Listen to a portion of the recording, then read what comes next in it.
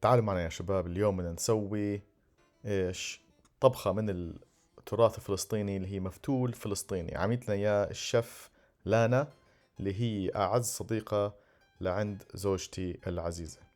نبلش بالطنجرة وزيت زيتون أصلي من فلسطين، ورح نفرجيكم شغلات هيك بالفيديو بعدين. ونحط 4 فخذات بهاي الطنجرة مع الزيت، 4 فخذات دجاج. طبعا في 8 كلياتهم، 8 فخدات اللي هم 4 دجاجات يعني متطوعين لهاي الطبخة. وهون عم نطبخهم وحدة وحدة في الطنجرة، عم تحاول الشيف تمشي كلهم في الوعاء نفسه. ما بنطبخهم كتير، بس شوية هيك ياخدوا لسعة من الزيت والحم. بس تخلص أول 4 بتبلش بال4 اللي بعدهم.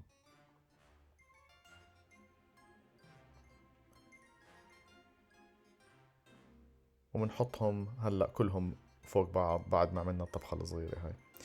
ملح وفلفل، رشوا عليه ملح صخري أو بحري، فلفل أسود. طبعا بتلاحظوا كل شيف عنده طريقة لهاي الشغلة.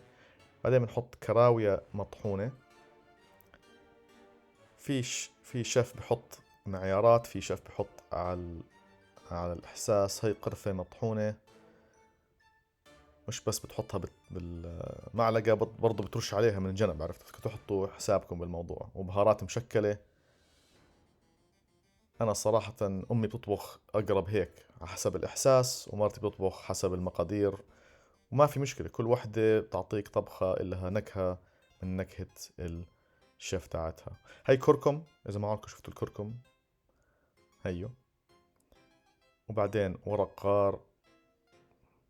كم وحدة؟ 3 ورقات غار. اوعكم تحطوا أقل أو أكتر. مع هلأ مي مغلية، تقدر تحطوا أكتر. بعدين تحركوا شوية هيك هالفخدات، بس انه يوصل لهم كل البهارات. ونبلش هنا نقسم بصل. تقسيم البصل سريع وصغير. بدنا نحط فوقيه برضو زيت زيتون كمان مرة، من زيت الزيتون اللي كنا فرجيناكم اياه وحكينا عنه.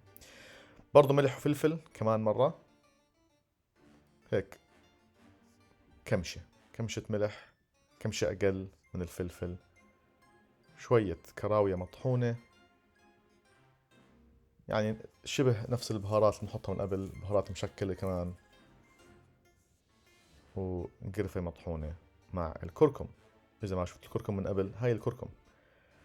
حركوا المواد كلياتها مع بعض لحتى هاي البهارات تقدر تغطي كل ايش البصل. هون بنرد نحط زيت زيتون على المفتول الناشف،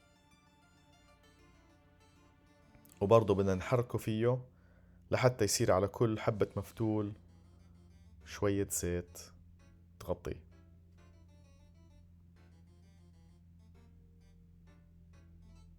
وبتشوفوا كيف المفتول قاعد يعني بنزل عن الايد، ما بلزق بشي.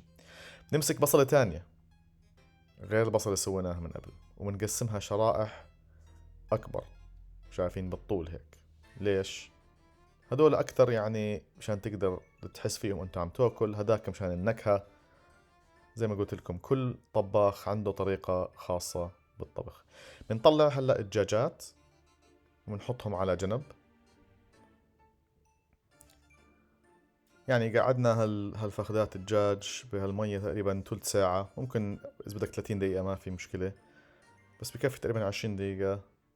بينهنهوا الدجاجات وبصير تقدر تاخذ تقييم اللحمة عن العظم بدون إشكالية. ها طبعا طبخ المفتول شوية غير. هاي اللي رح نحطها فوق، هاي طنجرة المفتول اللي هي رح نحط فيها المفتول، لأنه المفتول رح ينطبخ على البخار مش بالمية زي ما هي. فرح نحط في هنا البخار. رح نحط فيه مش البخار، المفتول. رح نحط فيها أول إشي عملناه البصل، وبعدين بنغطيه كمان مرة بالمفتول. فرح يكون البصل بين طبقتين من المفتول.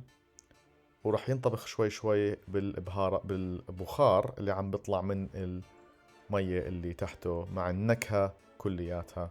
وهي هون شفتوا انتو زي السحر، انطبخ المفتول. ما بدنا نخليكم تستنوا كل هالوقت.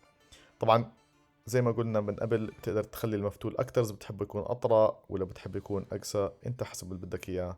وآخر إشي بنمسك البصلات اللي قسمناهم شرائح كبيرة بشوية زيت زيتون، وبنزت عليها برضو نفس الإشي ملح وشوية فلفل، ونحركهم على الطنجرة.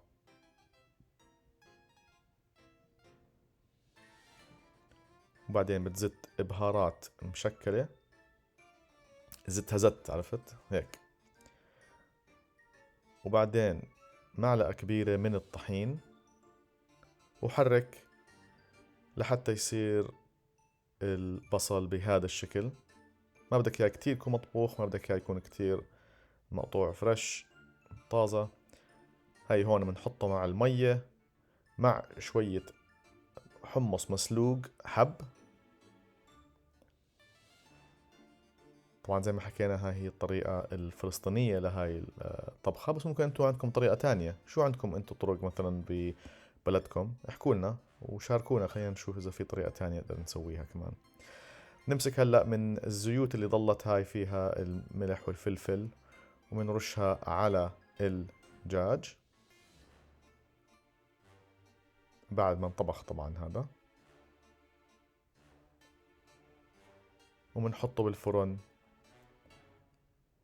هيك، نحمره ونحمرطه وننشفه شوية. وبعدين بتحطه فوق المفتول مع العصارات والحمص على جنب، وشوف ماسكه وصحتين يا شباب.